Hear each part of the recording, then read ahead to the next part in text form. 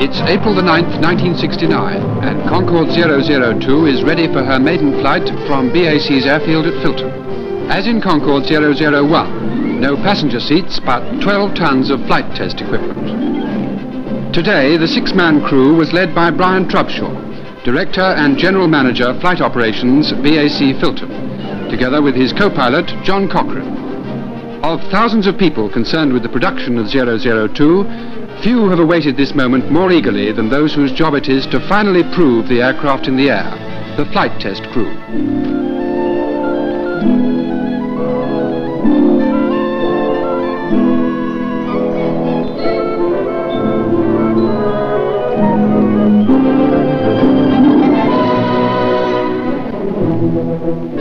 Already, the 13 men of the flight test team have shared many months of training and preparation for testing Concordes in flight.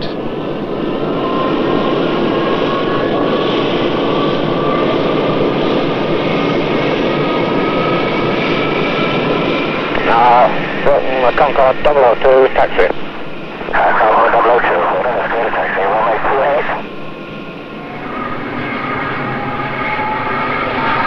For this first flight, Concorde 002 carried 53,000 pounds of fuel, giving an all-up weight of 240,000 pounds.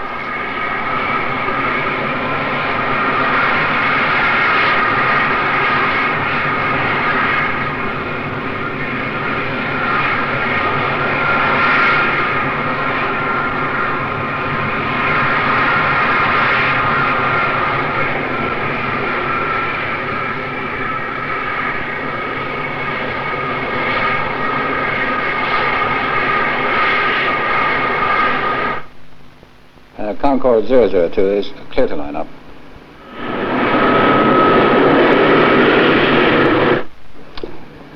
Concorde 002 is clear takeoff, and good luck, gentlemen. Fingers crossed. Il roule. Nous croisons les doigts.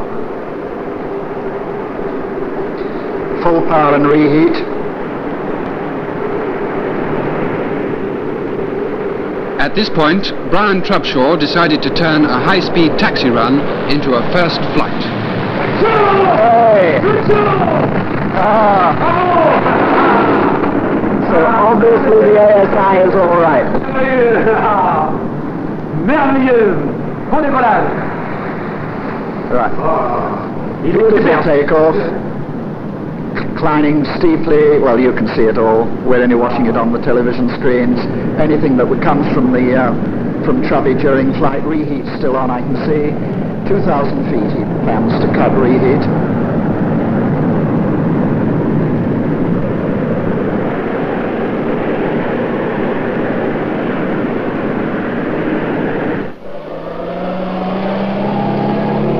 Concorde 002, fare for technique, roger, understand, under Bryce Norton control.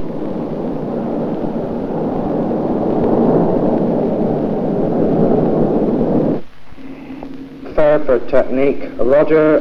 Concorde 002, this is Fairford, talk down at turn left 10 degrees, heading 280. Concorde 02, you're clear to land from this approach.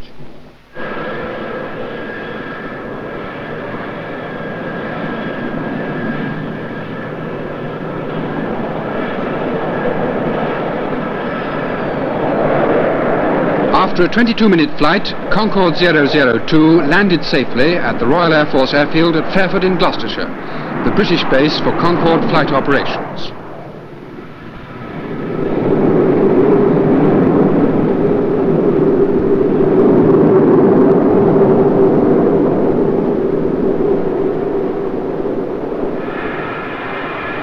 Future test work for Concorde will now fall into two well-defined categories: development and certification.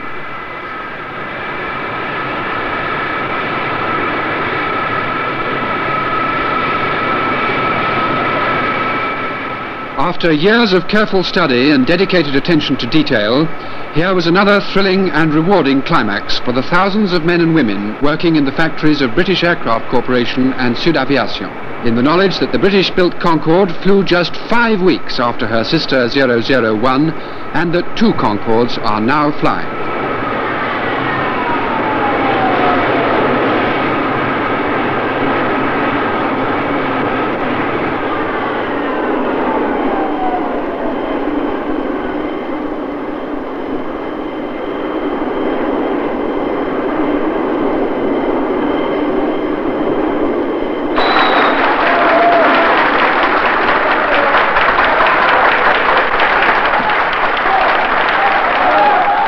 As a salute to 002, the RAF's Red Arrows flew past in formation.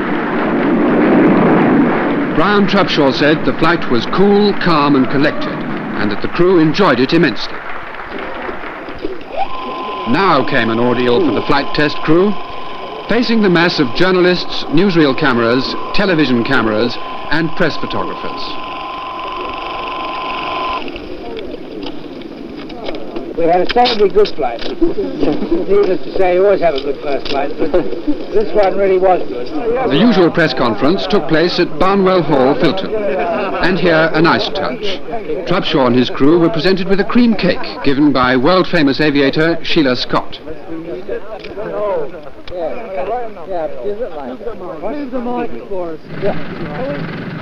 As Concorde 002 is being towed to the hangar to be prepared for her next flight, let's quote Raymond Baxter's concluding comments on BBC TV.